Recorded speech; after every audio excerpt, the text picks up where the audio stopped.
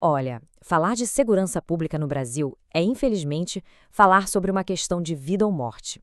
E hoje a gente vai mergulhar fundo para entender as raízes de um sistema que, mesmo com tantos esforços, parece viver uma crise de violência sem fim. Para a gente ter uma ideia do tamanho do desafio, vamos começar com um número que é assustador. Em apenas 3 décadas, o Brasil teve mais de 1.200.000 vítimas de homicídio.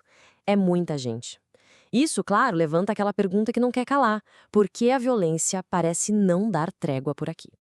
E para colocar isso em perspectiva, olha só, a nossa taxa de homicídios é quase 5 vezes maior que a média do mundo todo. E se a gente comparar com a média europeia, é quase 10 vezes maior. Esse contraste, essa diferença brutal, já mostra a urgência e o tamanho do problema que a gente tem em mãos. Só que números tão gigantescos assim, às vezes, acabam escondendo o rosto das vítimas, né?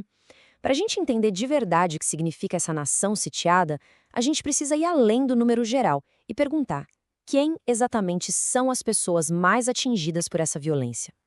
E a resposta, infelizmente, é muito trágica e muito específica. A violência no Brasil tem sim um alvo muito claro.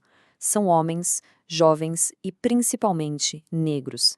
Para se ter uma ideia, a chance de um jovem negro ser assassinado é muito, mas muito maior do que a de um jovem branco.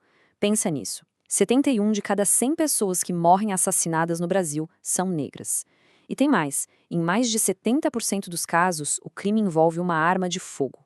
Ou seja, não é algo aleatório, é um padrão. Ok, mas como é que um sistema que foi criado para proteger as pessoas acabou se tornando tão dividido, tão fraturado? Para entender isso, não tem jeito, a gente precisa voltar no tempo, lá nas origens históricas dele. Então, a história é a seguinte: desde o comecinho, lá no século XIX, o nosso modelo de polícia foi inspirado no modelo francês, que é o modelo dual. O que isso quer dizer? Quer dizer que desde sempre a gente teve uma força para patrulhar as ruas, para estar ali na linha de frente, e outra totalmente separada para cuidar das investigações. E essa divisão, que foi consolidada lá em 1871, é a base de tudo até hoje. E é exatamente essa divisão de tarefas que define a segurança pública no Brasil. De um lado, a gente tem a polícia militar, aquela que faz a patrulha na rua, o policiamento ostensivo, para tentar prevenir o crime. E do outro lado, a polícia civil, que entra em cena depois que o crime já aconteceu, para investigar e descobrir quem foi o culpado. E essa divisão que nasceu lá atrás na história, definitivamente não ficou no passado. Pelo contrário. Ela acabou criando uma verdadeira máquina de segurança pública cheia de falhas estruturais, falhas bem profundas, que atrapalham e muito o combate ao crime hoje em dia. E o coração do problema tem nome e sobrenome. É o que os especialistas chamam de ciclo incompleto de polícia. E olha, isso é uma coisa bem específica do nosso sistema aqui no Brasil. É como se o trabalho da polícia fosse uma corrida de revezamento, mas em vez de passar o bastão direitinho, ele cai no chão no meio do caminho. O processo é literalmente quebrado no meio. Vamos ver como isso funciona na prática. A polícia militar está na rua, faz a prevenção, atende a ocorrência, até aí, tudo bem. Mas aí a responsabilidade pula para a polícia civil, que vai começar a investigar.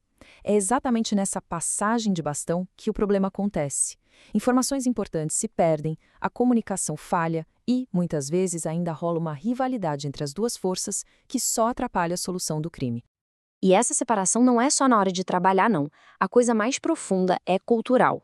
E para entender essa divisão cultural, a gente precisa falar de um outro conceito-chave, um nome um pouco complicado: isomorfismo institucional.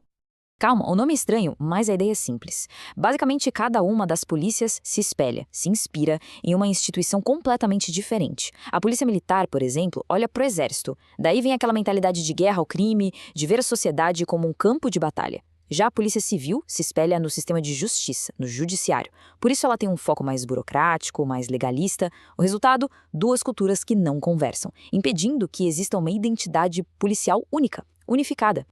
Pois é.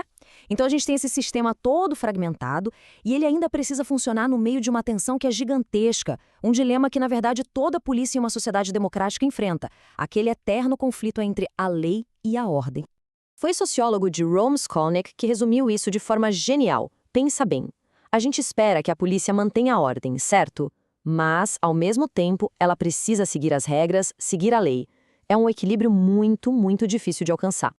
E essa é a grande questão que está no centro dos desafios do dia a dia da polícia. Quando o objetivo de manter a ordem bate de frente com a obrigação de seguir a lei, qual dos dois deve pesar mais? É essa tensão que está por trás de boa parte das polêmicas que a gente vê sobre a atuação policial. Então, com o sistema todo rachado e esse dilema filosófico na mesa, o Brasil se vê numa verdadeira encruzilhada. Para que lado a gente vai? Basicamente, existem duas grandes visões, dois caminhos bem diferentes disputando o futuro da segurança pública. De um lado, existe o paradigma que a gente pode chamar de segurança nacional. Ele vê o crime como um inimigo que precisa ser derrotado a qualquer custo, usando a força, a repressão. É a lógica da guerra ao crime. Do outro lado, tem o paradigma da segurança com cidadania. Aqui, a segurança é vista como um direito de todo mundo. O foco muda para a prevenção, para os direitos humanos e para a polícia trabalhando junto com a comunidade. E no fim das contas, a grande questão que fica é essa: segurança se conquista pela força ou se constrói com cidadania? Qual desses caminhos pode oferecer uma solução que realmente dure contra a violência? A escolha de uma resposta para essa pergunta não vai definir só o futuro da polícia, não. Vai definir o futuro de toda a sociedade brasileira.